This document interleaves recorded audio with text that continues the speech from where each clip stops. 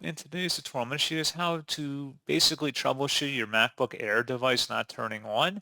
So this should hopefully be a pretty straightforward process here, guys. And without further ado, let's go ahead and jump straight into it. So first thing I recommend doing would be to check your power connections and make sure everything is plugged in properly to the wall, that you have an active battery charge.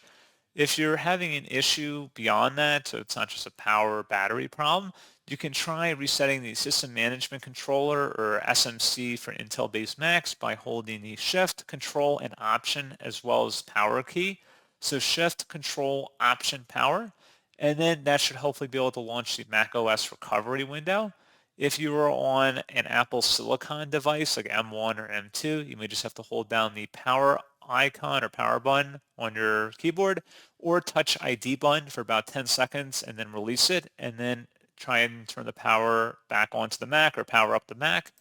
And if you had any external devices connected to your Mac like printers or external drives, I'd recommend disconnecting them at least during this troubleshooting process to see if there's some faulty connection with one of those.